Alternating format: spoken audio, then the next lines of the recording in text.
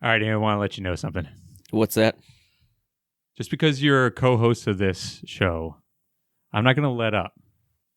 All right? All right. We're gonna still have the hard-hitting questions that this show is known for. We're going to come straight at you the whole way. I just hope you're ready. You're playing it straight? I'm not pulling any punches. All right, I'm ready. Are you sure? I'm sure. All right, let's get into it.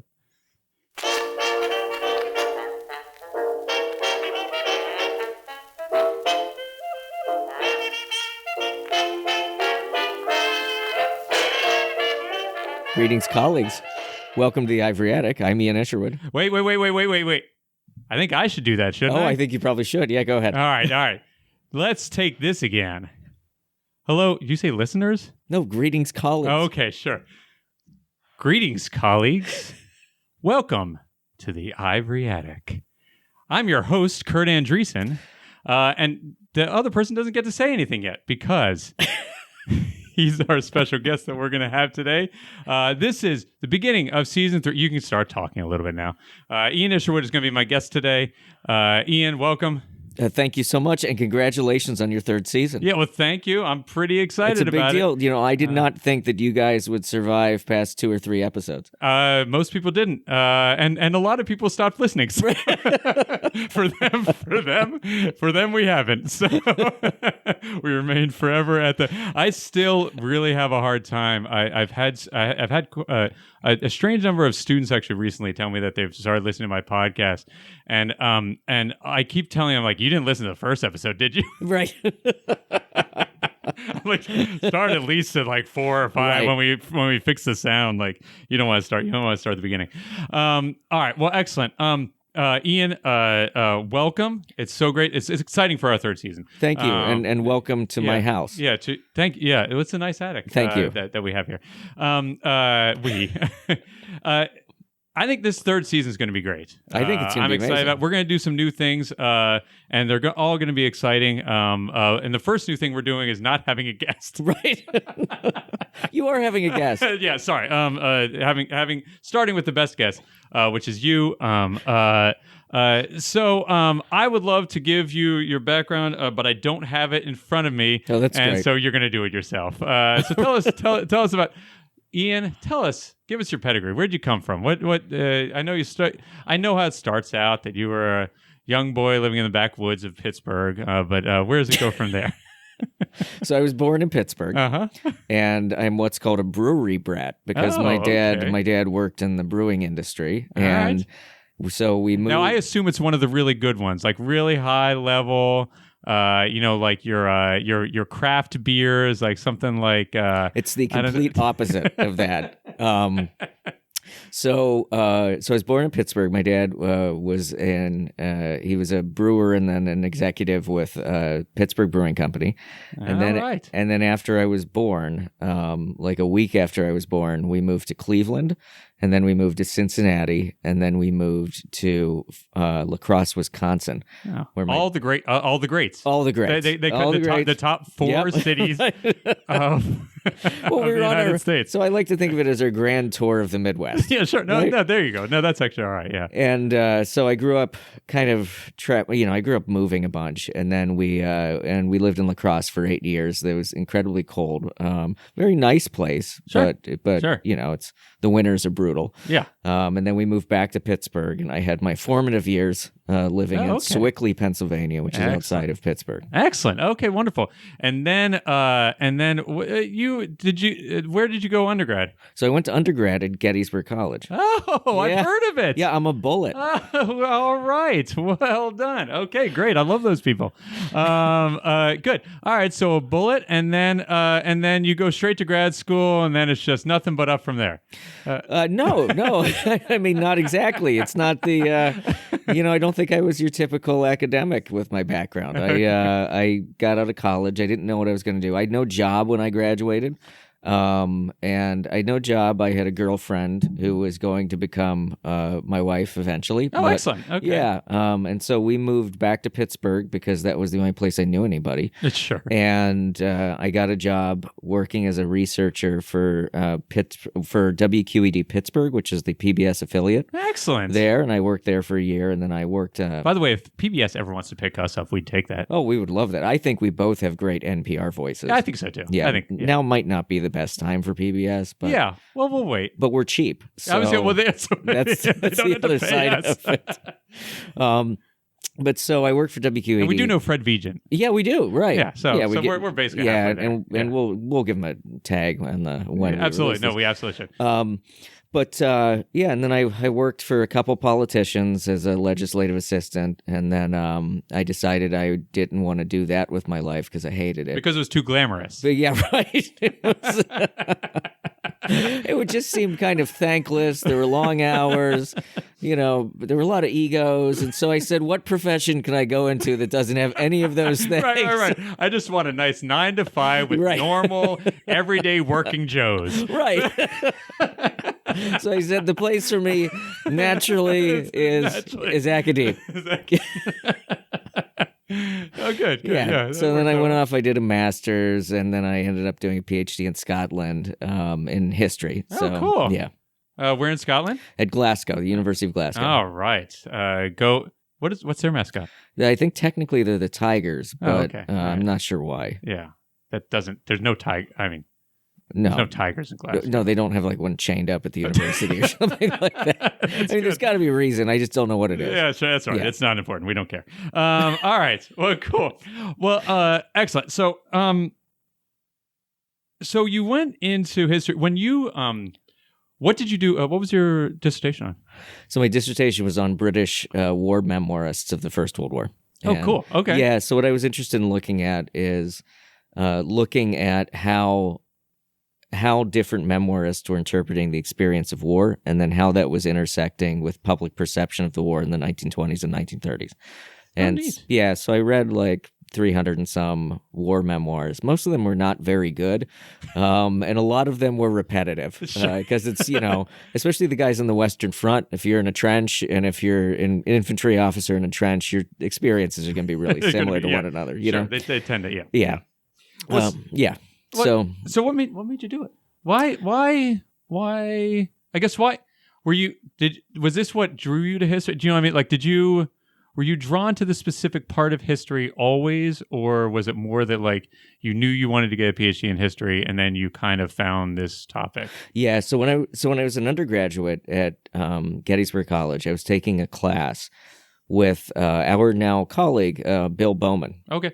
So I was taking class with Bill, and in that class, Bill knew I was really into European history. He knew I was into military history. And he said, hey, do you have any really good readings that you would think would be good for a class in World War I? There's this famous historian who's coming to Gettysburg. His name's John Keegan. Maybe we could read a piece of his. And is there something else you'd like that you think would be good? And it was really nice to have a professor ask an undergraduate, it was very that's exciting. Yeah, it was very flattering. And I had just read a book called The Great War in Modern Memory by Paul Fussell. Okay. And it's essentially the book in which I ended up writing my dissertation against.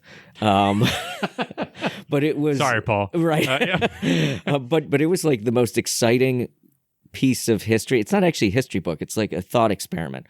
And I just published an article on this book, actually. Okay. So, but the book's like a thought experiment. Just still beating the guy down. No. Actually kind of praising him. And saying, okay, good. Yeah, and saying that, so he actually did some stuff that was really, really cool in the 1970s in writing this book. But what he was interested in is how literature becomes myth and how myth then becomes the more dominant thing about history. Okay. So I read this book, and I'd always thought of history as a one-dimensional sort of thing. And so I read this, and it exposed me to cultural history, but then exposed me to this idea of memory studies and how historical mythologies are intersecting with the way that we live our lives. So it kind of blew my mind. Yeah. And I read that as an undergrad, and then when I did my master's, I actually did my master's in a liberal arts program at Dartmouth that you could focus in particular areas. And so I focused on nonfiction writing. Okay. And so in doing that, I was like thinking about, well, what's going to blend together nonfiction writing and also blend history into it. And I was thinking, I want to do the PhD in history, but I also, what do I want to spend the next 4 or 5 years working solely on? Well, what's this one book I can't get out of my mind? It's Paul Fussel's The Great War in Modern Memory. And what I couldn't get out of my mind about it was that I thought he was kind of wrong about the way in which he was characterizing the World War I generation. So I came up with this idea. Well, why don't I? He looked at a limited number of writers. Why don't I look at all the other ones and see if they say something different? And you know what? They do, because people are different. And it turns out, if you get a bunch of people writing about a similar subject, they're going to say different things. Right. I mean, was the idea that like he? So you said he kind of had this idea that if you, at least with these few writers that he looked like, it creates like a myth of like, and so how did looking at more writers change that kind of view, or that change the way you looked at it? So kind of Fussel's impression of war literature, that was coming from a very limited sample of largely disillusioned young middle-class men whose lives were forever altered by the experience of war, and not in a good way. Right. So I went through and I looked at people who had different experiences than theirs, who were pilots, who were POWs, who were doctors. But also I looked at people that just interpreted their experiences different. They're people that really liked fighting in the First World War. They're people that wanted to write adventurous stories about their time at the front. So what I realized is in the 20s and 30s, like before we had this image of the disillusioned First World War veteran, in the 20s and 30s, things were much more malleable. So people were remembering the war in a lot of different ways. But then over time, what became dominant was the pathos. What became dominant was the disillusionment of the war generation. And Fussell contributed to that in writing his book. Yeah, sure. Yeah. Right. Oh, interesting. Okay. And that became my first book. So. Oh, okay. Yeah.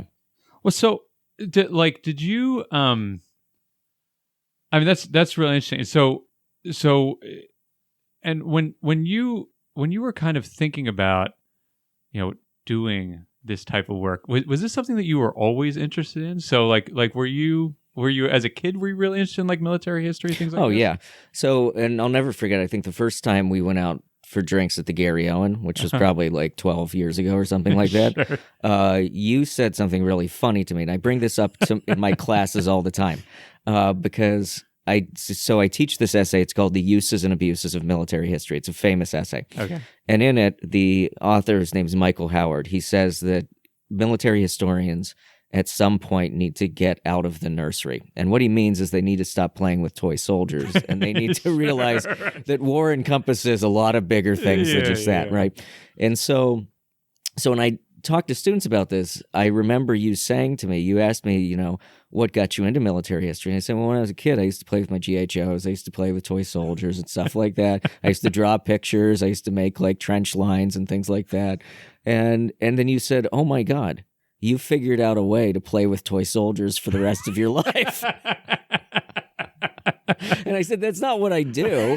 Like, it's like when I tell you play with slinkies, right? In physics. I do play with, I mean, listen, I literally in my class the other day, like lit fire to something just so I could make an engine spin around. And it was awesome. Like I had fun. The students had fun. Sure. We were all excited. Sure. And I like moving stuff around on a map too. That stuff's fun. But yeah, I mean, I was a kid who just was drawn to history. I was a kid. I was, there's a history nerd thing where if you're just good at it and like it, and it becomes your thing. Yeah. And then you meet like-minded people at some point, and you realize that there are other people out there that are like you. Yeah. And it was very different than how you went into physics. You went into physics because, you weren't that great at it and it was a challenge. Right. Like I became a history major because I was kind of good at it. Yeah. And I didn't want the challenge of doing physics. Right. Yeah, exactly. Yeah. No, and there's, and funny enough, I think as we moved on in our careers, you continue to be much better at history than I am at physics. No, that's definitely not true. That's definitely not true. So I think it's a really interesting. But luckily, there are many fewer people who want to do physics than want to read or think about history or move toy soldiers around. Right. So you don't have to be that good to have a pretty good career. It's all right. And this, I promise, this will be the last introspective thought. But have you found? Do you think has this changed much as you get older? Is the reason that you do it changing, or are you still just? So that's a good question. I had like a little bit of an existential crisis a couple years ago, where I was sitting there and I was thinking about how My toy soldier's coming. No, that's right. It's kind of like when you see how people talk about history in the mainstream media or how it's used by politicians. Yeah. It really is a disillusioning experience. Yeah. For historians, especially those of us who really make it our life to try to take things from the past that seem simple and make them complex. Right? And that's the exact opposite of how history plays out. Sure. With the public. Yeah, absolutely. And everything's black and white. There are good people, bad people. And right. There's goodies, baddies, et cetera, et cetera. And so when you're actually doing the hard work in the classroom and you're trying to like complicate things, and then you get in front of the TV and someone says something stupid, and you're just like, oh man, this just undid everything, And so a few years ago, I was thinking about history, and I was thinking to myself, maybe I'm not going to keep writing it. Maybe I'm not that good at it. Maybe I'm wrong. So I was thinking about those kind of things, but now I'm actually kind of re-energized by how the debates about our past are playing out in the present. Yeah. And I think that I'm becoming more excited about maybe trying my hand at being more engaged with what they call public history in my field. And of maybe trying to take the stuff that I do in the classroom and maybe do it. I don't know how to do it yet. I asked my students the other day in the classroom about this, because I don't think writing things or op-eds, I don't think that reaches a ton of people. Yeah. But figuring out a way to be able to intersect with the public, to just answer historical questions, to just teach people what history is. Yeah. And I think that's a really important thing to do in our society, so that, we can help build an educated, historically aware kind of electorate. Yeah. Well, I mean, you've chosen a good time, because right now is when I feel like subtlety in politics has reached its peak. See, but this is part of the reason, right? This is part of the reason. I think people, listen, they're ripe for it right now, ready to go. It's like feeding candy to a baby. Right. And literally, websites are being erased, the narrative is changing. Yeah, no, I get it, but that's what's actually kind of energizing me. Right absolutely. Yeah, there's a call. Absolutely. Right. Well, the reason I've asked you on here today, and listen, people have to have done something to get on here. Like we don't accept any Joe off the street. Yeah.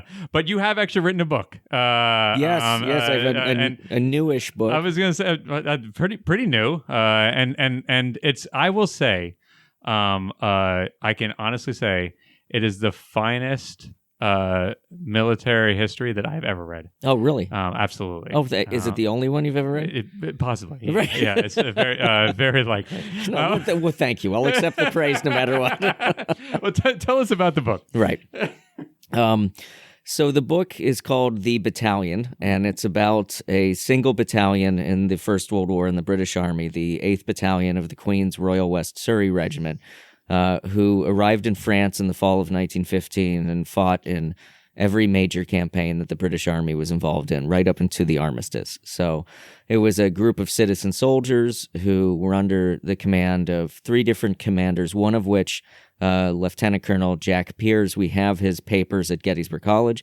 So that became kind of the basis of me examining this battalion. We did a digital history project based on Peers at the college.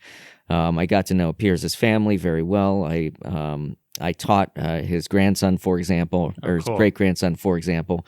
And so I've been developing this book project for about 10 years, and in the last 5 years, I actually sat down and wrote it. And what I wanted to do with the book is to try to teach the entire history of combat on the Western Front and how the Western Front's evolving through the experiences of one particular unit. Yeah.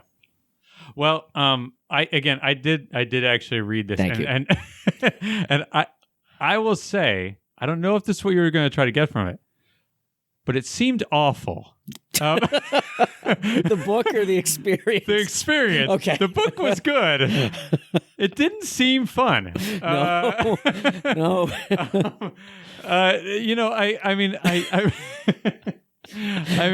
You're really helping me sell this, by the way.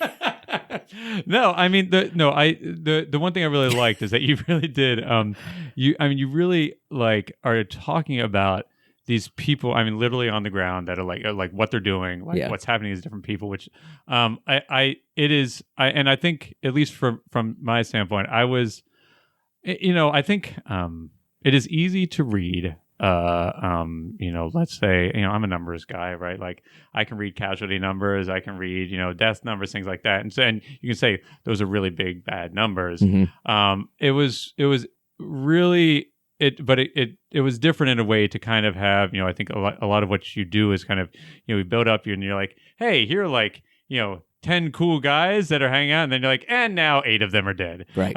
Right. Like, which was, like not that much higher than the full casualty rate. Like, yeah.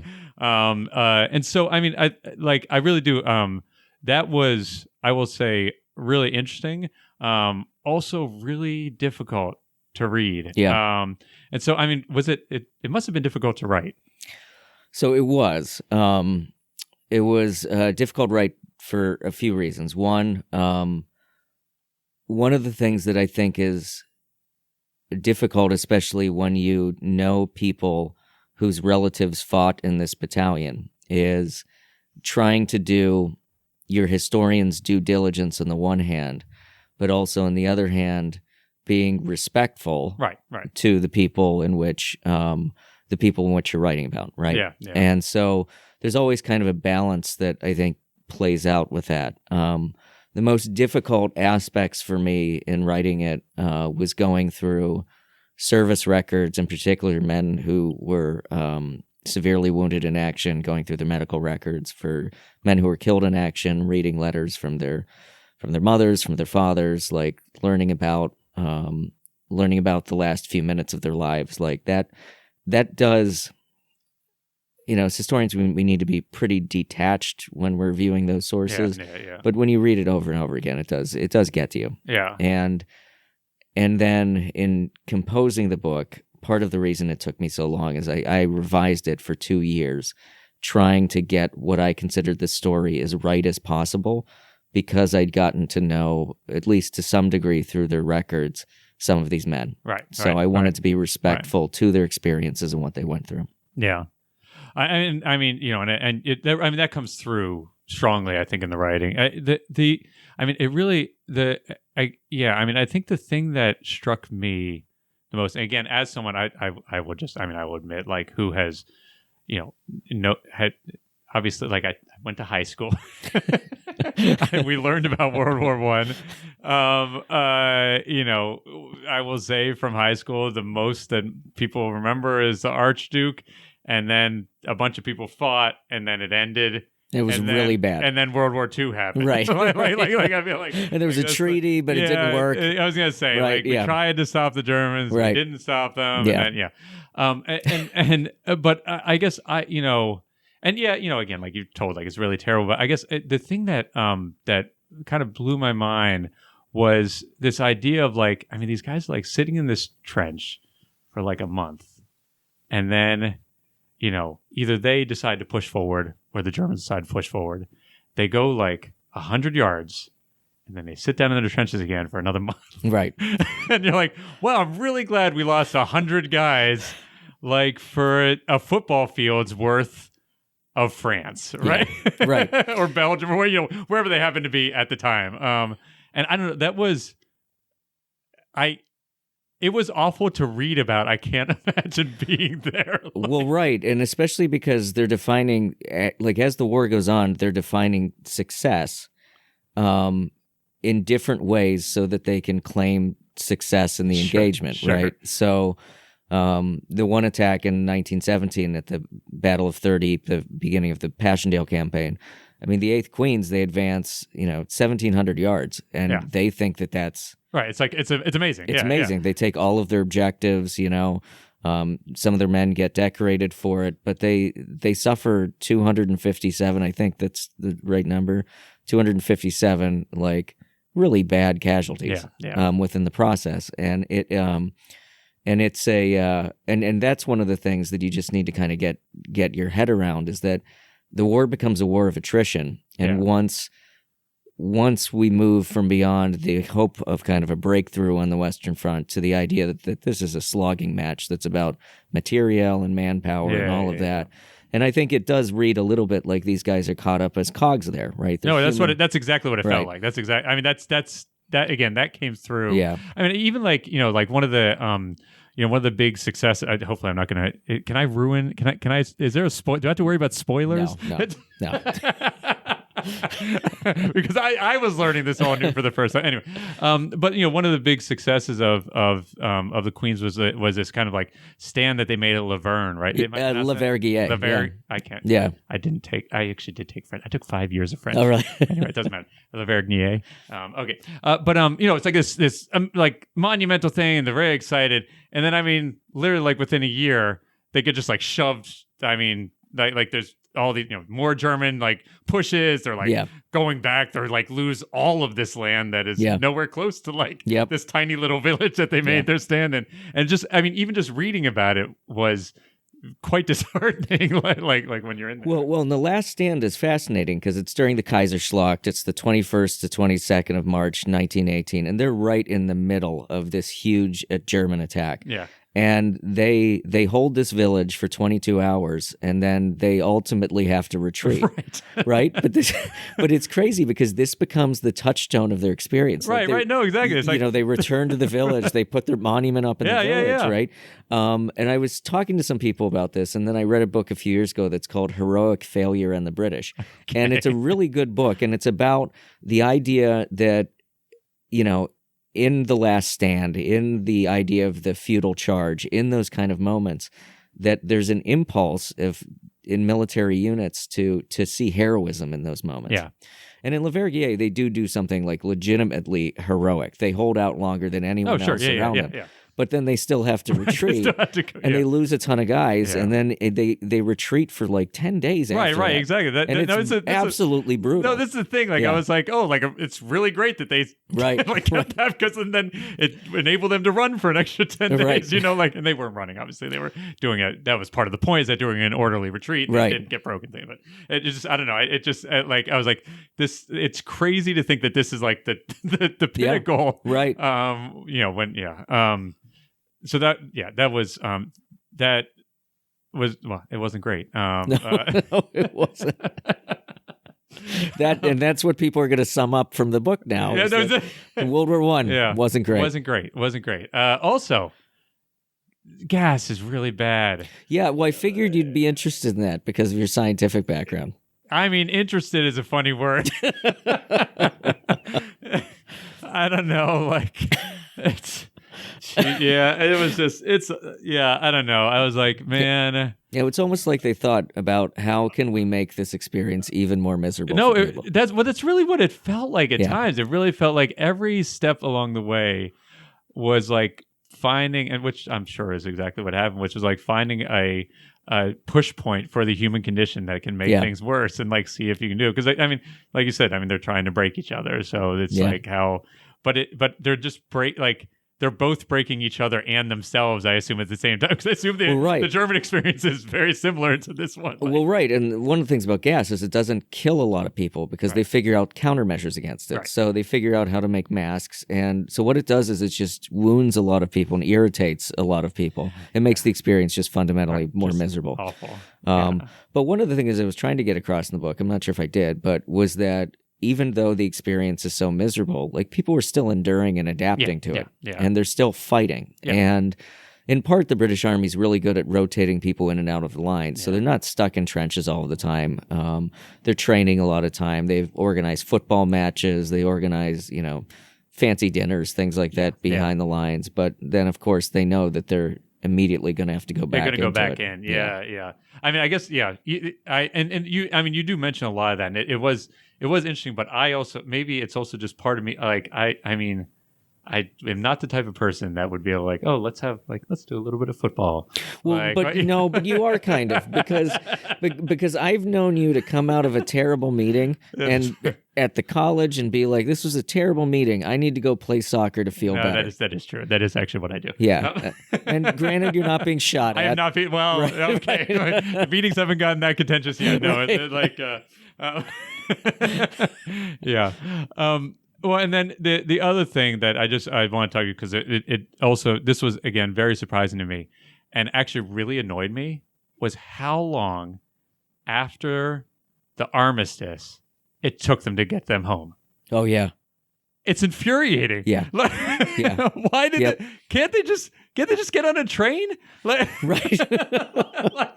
I really was like, what did they do in this whole time? Because it was many, many months. Yeah. And part of it is that they're not sure if the Germans are serious about the armistice. So they need to keep some kind of a force in France. They need to keep an occupation force in the Rhine. And so, but I'm sure a lot of the men felt the way that you feel, and I know that they did, especially because the British Army's like organizing like educational lectures for them. No, exactly. And, like, they're trying to keep them out of brothels, you know?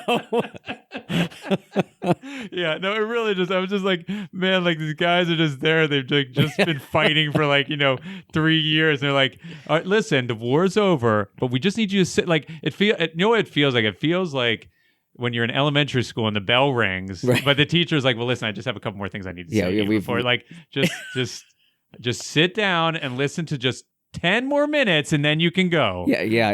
It's that for 5 months. Exactly. Well, excellent. So, I mean, the one thing I was curious about too was that, hopefully this isn't too personal, but it's something that I was thinking about, like, how I guess maybe I'll ask it in a slightly different way. Has your approach or the way that you think about this, and I know you say like a historian has to be removed, but how much, I mean, you now have a child, which you didn't do whenever you first started. Yeah.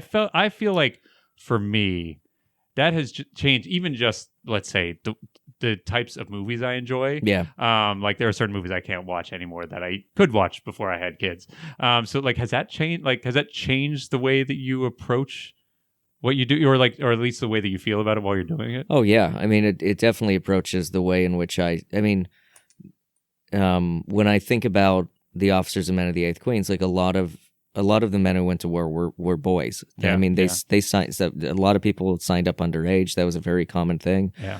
Or so they're 16, 17-year-olds who are lying about their age. But even if you are of age, you're 19 years old. You really don't know much of the world. Right. And, sure. And so it's hard not to look at your kid and to think like, this is an experience. One of the shared experiences of parents in the First World War, one that I think is underwritten about, though has been some really good work on family history, has been about family anxiety and about, and of course, family grief in a lot of cases, or family care for disabled men afterward. Right. So it does give you a lot of pause. It gives me a lot of pause. And it's one of those things that when I was going through, in particular, looking at service records and seeing letters from mothers and letters from fathers, sure, like it does really personalize it. Yeah, that's interesting. Well, so this project, this is not what you expected to be doing. No. No. And so it's really interesting because I mean, and I don't know how. I mean, I assume this isn't very common in history, and it's completely uncommon and very uncommon in science as well. Like, it's not frequent that someone just hands you a project. It's like so how, like, I guess, how has that shifted kind of your overall trajectory? Has it? You know what I mean? Like has it changed what you're thinking about doing going forward? So yes and no, I think. Okay. And just to give a little bit of background, because I don't know if we said, but like you were basically handed these papers from peers. Yeah. So it was from a student of mine, Marco Dracopoli, and his father, Nick Dracopoli. They had the family's papers. They were literally in a Harrods department store box. Oh, okay. And Marco brought the papers to me when he was a freshman here at Gettysburg College, and then I looked them over with Marco. He wrote a very good paper for me about his ancestor, and then the family very kindly donated the papers to the college with the condition that we do a digital history project with it. Okay. www.jackpeers.org. That's PEIRS.org. And so we put together the project. The project's been running since 2015. It's the longest and most successful digital history project at the college. Wow, awesome. And thank you. So we've been working on, I have a great team with Amy Lucadamo, R.C. Meisler, and Jenna Fleming. A lot of students have worked on it with us over the years. So, by the way, those of you who are regular listeners will recognize RC's name. Oh, that's right. From our whiskey. From the whiskey episode, yeah. And I'd love to get Amy on, actually. Yeah, absolutely. But so we've worked on this project for a long time, and with the family, and we traveled to France a few times with it. And so you're right. Most of the time you don't have something that kind of just falls in your lap. Yeah. But I think a lot of the times with collections like these, you don't have the family that is as enthusiastic and encouraging too for you to use the materials. And so then, right before the pandemic, I said, I think there's a bigger story here about this unit. So not just about peers, and so I did a ton of archival research. I was actually in second week of March 2020. I was in the National Archives in Great Britain. Oh, okay. When the world shut down, and then something happened then. Something happened. Yeah, okay. I'm not a historian, back, right? So, and then I sat down and wrote the book. Has it changed the type of historian that I am? Yeah. I think it made me a much better military historian because I had to figure out a type of history that I wasn't necessarily used to.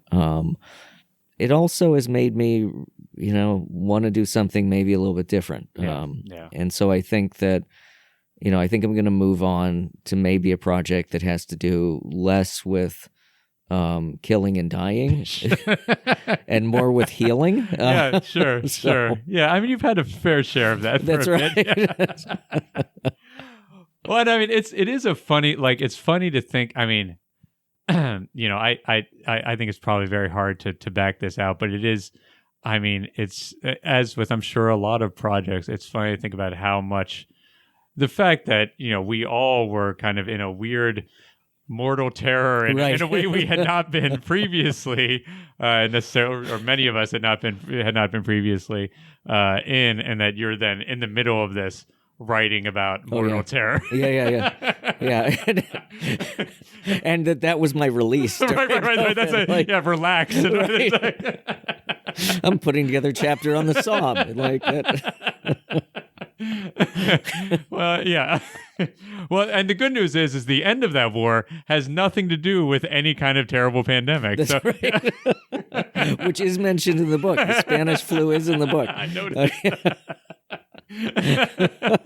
Yeah, so lots of good release, nothing to worry about, lots of that's excellent. Well, so is there anything I guess are there things that, and I feel like we never really talked about this specifically about World War I, but are there things that really drive you nuts that people always get wrong about World War I? Yeah, there are a number of things, There's, but we don't have a lot of time. So yeah, no, but they don't. 10, no, they don't right.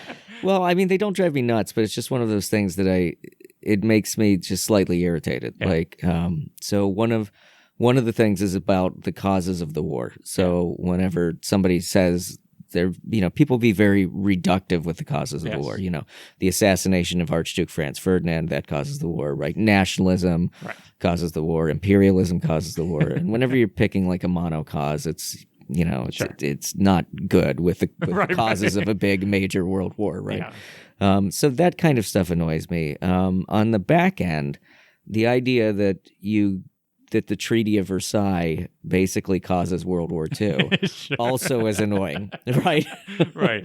Because it's their fault, right? Because one, they're trying to actually preserve peace, but also two, a lot of stuff happens between 1919 and 1939. One or two. Yeah, right. Yeah. A lot of stuff happens in a lot of different countries, and. So those things kind of annoy me. Another thing that annoys me, and this is something that you brought up, is oh, good. Yeah, is the idea that people on the Western Front are stuck in trenches all of the time. Yeah. And if they were, they would be emotionally exhausted incredibly quickly. Sure. So armies do figure out, and some armies do it better than others, but they figure out that they need to give their men rest. They need to be able to let them recuperate emotionally, physically before they send them back into battle. Yeah. And so the Western Front is not a stagnant place. It's a place where there's almost constant movement. Right. People are constantly coming in and out. Yeah. Constantly in and out. It's just the front lines just don't appear to move that much. Right. Yeah, there's a lot of it's a lot of do-si-doing. That's right. Yeah. Is that what they called it? Was that yeah, that's term? what they called it. Yeah. Yeah, we're not going to go on a trench raid. We're going to go on a do-si-do, right? Yeah, I could write history. You can write history easily. Yeah, no, it's actually not that difficult.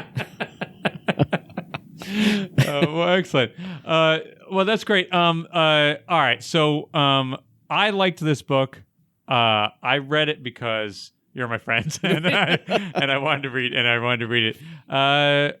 What do people get out of this book if they pick it up? They will learn that the First World War was fought by real flesh and blood human beings. Yeah. They'll learn a bit about what life and death was like on the Western Front, and they'll learn how armies adapted and learned how to fight a little bit differently between 1914 and 1918. I mean, that sounds pretty good. I think it sounds pretty good. I will say I enjoyed it quite a bit. Okay. Although I did, I was using it as my breakfast reading, so I would read it in the morning, and I realized pretty quickly that was probably not the best time. So I went back to comics. Okay. Yeah. And then read that in the evening. It's not a good before bed read. Well, no. It's a really mid-afternoon. Mid-afternoon's fine. Mid-afternoon is really good. No, I did explicitly. I started out reading it as before I went to bed reading, because I read a half hour before I go to bed almost every night, and I quickly realized I was like, this is not a way to kind of slowly lull myself. No. No, you need Woodhouse for that. Yeah, no, that's exactly it, which is what I normally do. Right. Well, excellent. Well, so how do people get it? People can order it on Amazon. If you're anti-Amazon, you can order it through either Pen and Sword or Casement Publishing directly. Okay, wonderful.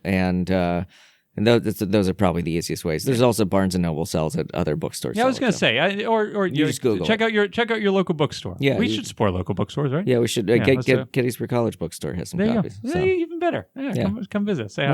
Right. Excellent. Well, wonderful. Well, let's take a quick break. All right. And when we'll come back, we'll do something different. All right. Thank you.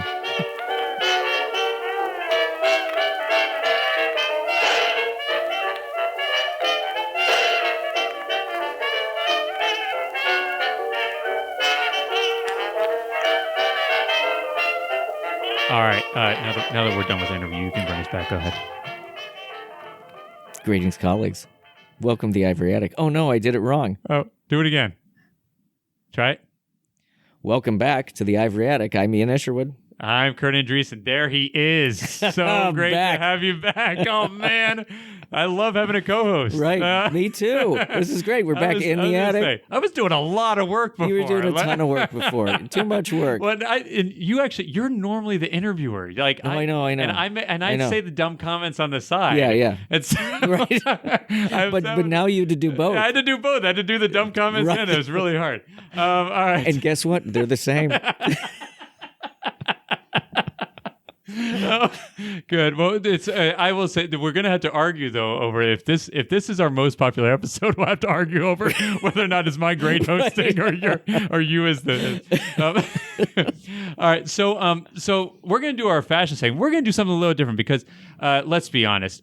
You have all heard an enormous amount about Ian's fashion interests and choices through the many episodes. You've got him down to a T. Hopefully. If not, if not, go back and listen to all the other episodes. Yeah. We sprinkle it throughout the whole way through. Yeah.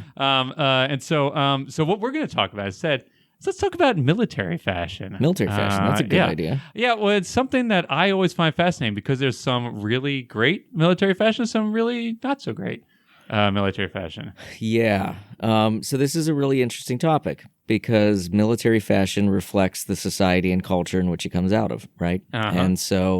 And also prevailing trends and practicality in the armed forces and all that kind of stuff. But for most of the history of military fashion in the modern period, from the 1700s forward, we'll say, when you see military fashion, you're not seeing necessarily practical uniforms, right? Right. You're making a point with it. You're making a point with it, but it's meant to make a point of demonstrating something about your nationality, demonstrating something, of course, about uniformity, so you can pick out who is who on the battlefield. Which is important. Right, and it's also reflecting civilian styles, too, at the time.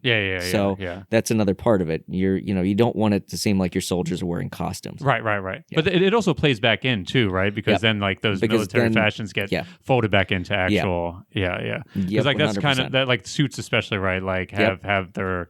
From what I remember, have their origins in military style uniforms. Is that correct? Kind of, yeah. I think there's some feedback in there, and I mean, and one of the things that I really, I'm not an expert on uniforms, but I do pay attention to aesthetic, as you know.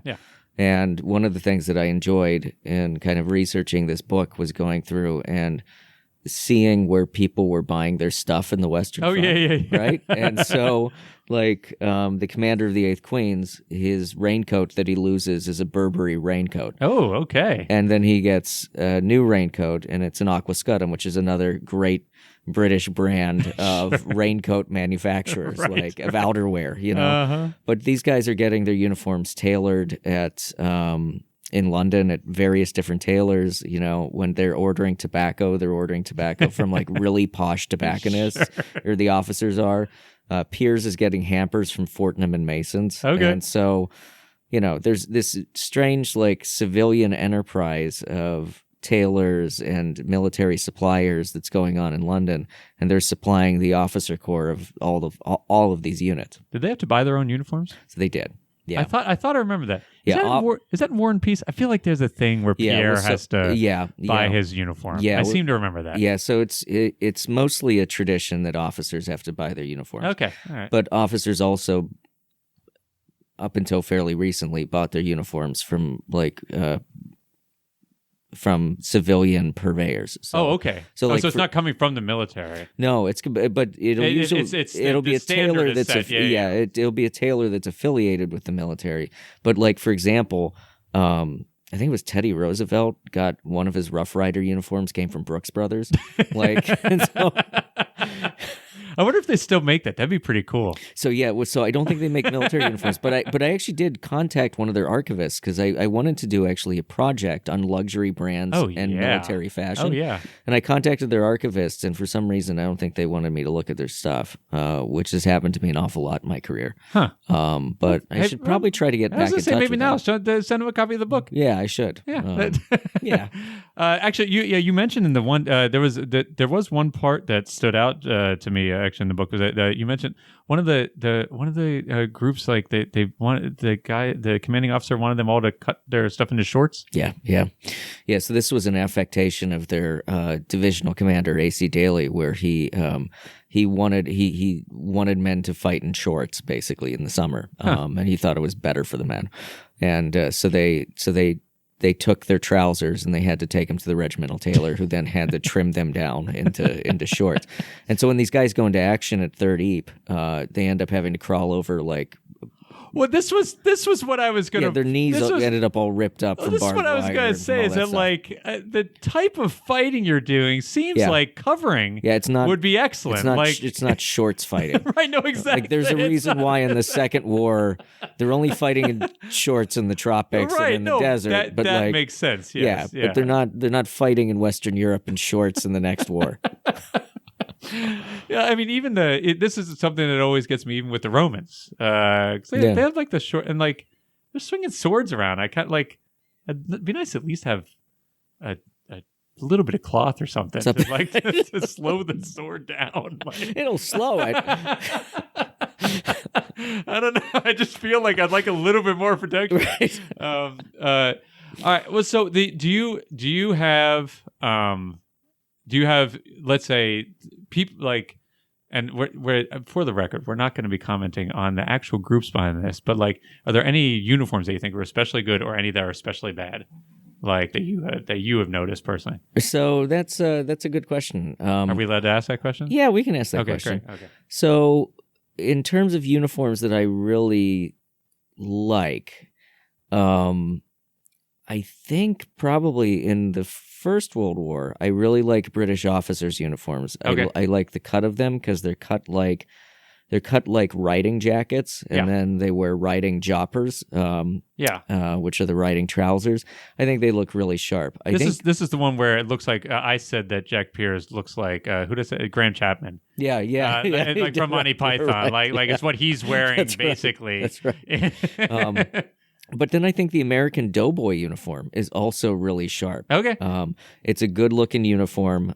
It's a very kind of slim cut uniform, a very tailored uniform, but it's a good looking uniform. But it reflects also something that's kind of rough and ready about the American experience because they wear these campaign hats, so kind of like a Smokey the Bear hat. You know? Oh, okay, yeah. So they wear campaign hats they look too. like cowboys. Yeah, you were right, but it's reflecting something of American culture. You know, that's good. I like that. Yeah, so I think those uniforms are cool. The French always kind of have great uniforms, and so 19th century French uniforms, 20th century, first half of the 20th century French uniforms are pretty great too. Yeah. So. All right, I'm going to say, I mean, I don't think this is not overly controversial, but the one thing that always annoys me is that, and I've talked to you about this before, but every time I watch movies that have like Nazi officers, I'm like, man, they really could cut uniforms well. Like that, like it's really annoying. Like, because I feel like the Americans at that time have kind of dopey looking uniforms. Yeah, but very practical uniforms. Well, they're green, which is better. Right. like, I mean, and they look more comfortable. Yeah. But the German uniform, I mean, that's reflecting Prussian culture. It is meant to be a uniform that keeps your chin up, that keeps your posture in the right place where it should be. So it's meant to be reflecting something, but that's how uniforms reflect culture, you know? Sure. And the American Army, when they get to Europe in the Second World War, like the field uniform of the American Army, it's a very dog-faced soldier kind of field uniform. And it's basically the 5 o'clock shadow of uniforms, you know. Sure. But yeah, I mean, and so it's always interesting. When I mean, did they so. As far as I know, but I'm going to show my ignorance here, but as far as I know, currently, right, like there is, there's currently kind of in our armed forces generally, right, like there's like a uniform that they are wearing basically in combat, and then there are like separate ones that are kind of supposed to be reflecting. Is that a new thing? Do you know? Like, is that a relatively new thing, or has that been true for a while? So the idea of like a fatigue uniform, a combat uniform, and then a dress uniform is a thing, to my knowledge, that started really in the 19th century. Okay. But then the 20th century is when you see a pretty stark distinction between them. Yeah, when they really start looking quite different. When you have like what's called a mess uniform, which is like your dress uniform, then you have, your then normal dress or your class A's or whatever they call it kind of uniform, which has the tie and the jacket and that sort of thing, and then you have your combat uniform, which is camo, right? Which makes a lot more sense, right? Because you don't want to be wearing like bright white and like when that's interesting. How about worse? Did we say what are the worst uniforms that you've seen?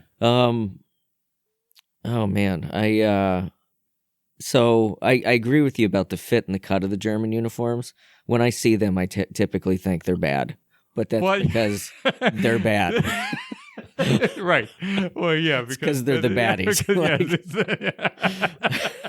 Well, because then Star Wars turns them into the Empire, and maybe this isn't true for you, but I saw Star Wars well before I saw a German uniform, and I was like, oh yeah, that's the bad people on Star Wars. No, I saw them around the same time, and that was a direct association for me. I mean, I don't know if I have that many that are like truly, truly bad that I would look at and just say that's a really ugly uniform. Ones, Okay. Well, like the Soviet ones are ridiculous. Okay. Because the peaked caps. I was going to say it's like all the caps, sure. They all have a gazillion medals, and So I mean, Yeah, maybe that's reflecting a Cold War bias from growing up in the 1980s. Sure. Well, no, because for us, that was also the enemy. Yeah, so maybe this is a question of historical memory, where it's just like I'm associating those kind of uniforms with totalitarian regimes, and it turns out I don't like them. Sure. Well, okay, we're all welcome to our opinions. Right.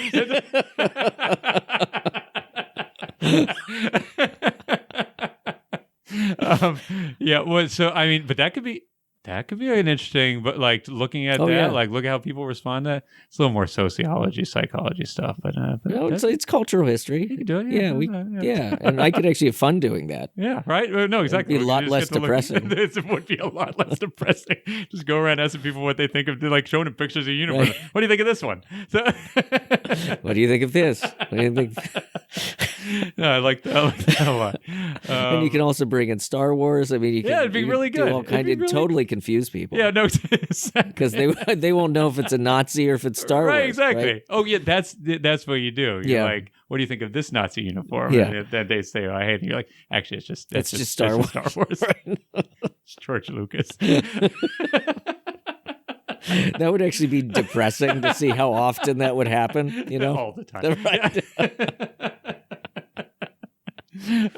Actually, that's what we should. We have not prepared this ahead of time. That's what we should have done for the quiz, which should have been you just showing me pictures of Nazi uniforms and Star Wars and seeing whether or not I could get them right. Well, unfortunately, I had to wait for another day. Yeah. All right. Anything else you want to talk about? Uniforms? No, we're good. All right. Well, let's take our last quick break and let's come back. We've earned our drink. I have, because I've been doing a lot more. All the heavy lifting. Exactly. Yeah. All right. Let's go do it.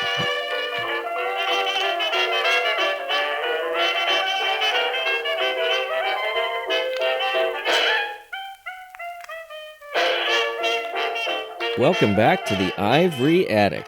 Oh, I put a little spin on that one. Put a little bit of spin on. We haven't even started drinking yet. All right. So, Ian, explain. So we're in. You didn't announce where we are. Oh, we're in the Ivory Attic. No. Where are we now, though? Oh, we're in Kurt's cocktail corner. Thank you. I appreciate it. I was like, what do you mean? Where are we? It's starting to get existential. You're here. 6 feet away from me. So tell us about this drink that you named. So the drink is called the Armistice. Yep. Or it's known as So That's That. And right. The drink is coming from an anecdote in the book where at the very end of the second to last chapter, the Armistice comes to the Western Front. And when it came, there was no liquor to be had in the whole battalion or in the whole village in which they're in. And Piers says there's not a drop to drink. And so I thought, well, maybe we should make a drink for the men of the 8th Queens or for all of the men serving on the Western Front who are going to, especially for those who are going to live their lives in peace afterward, I think. Absolutely. And so that is what he said when he found out. And so when Piers wrote home his first letter of peace from the Armistice, he begins it to his dad and he says, "Dear Father, so that's that." Well, so I was trying to capture that same level of, let's say, combination of maybe joy, but mostly resignation. I was going to say resignation, and we're just going to make this happen. Right. So go ahead and try it. Yeah. All right.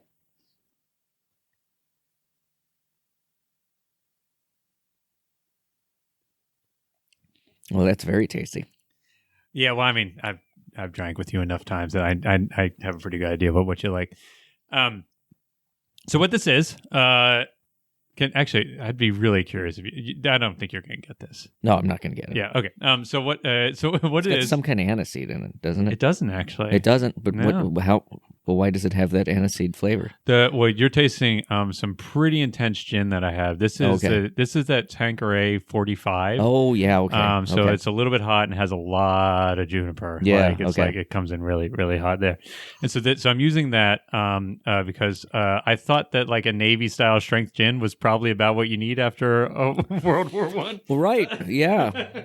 And I was trying to some extent, I was trying to capture what I thought the mood would be and maybe the type of drink that Piers himself would fix himself. And I thought it's going to be gin because when he's back in England, right? London dry gin, right? Mm-hmm. This is where you're going to go. But I thought also, well, maybe he wants to think a little bit about, back to France and back to, you're going to have to say that it's Le Vernier. Le Vernier. Le Vernier. Yeah. Anyway, okay.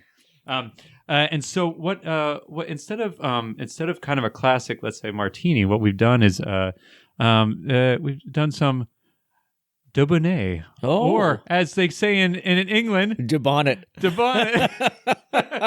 I was wondering. Yeah. Well, and I was also partly inspired by the fact that I sent I'm you this a huge article. fan of Dubonnet. You know that. Oh no, I didn't know that. Is that true? Yeah, that is true.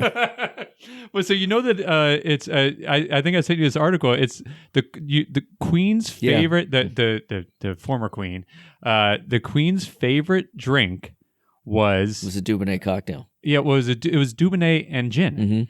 Mm-hmm. But she basically I've reversed the ratios. So this is basically a wet martini with with sweet vermouth basically, and so like the Dubonnet standing in for the dry vermouth that you normally have in martini.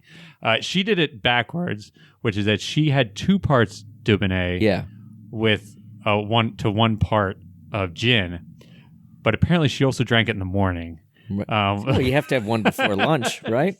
So this is more of an evening drink that's trying to capture some of the same thing. Well, it's delicious. And I put I was trying to think of what to do for a garnish because I didn't want to get too crazy, but I thought, well, I thought of Jack Piers, who was like a public school, which is the opposite. It means the opposite in England than it does here. So he's a very, very fancy, guy. And I thought, I bet you he had a candied cherry somewhere sitting around that they threw, and he said, "Boy, it's nice to be home again." Right. Well, this is delicious. Oh, I'm glad you enjoy it. Well, so that's it. Well, thank you, Ian, so much for being on my show. Oh, on your show.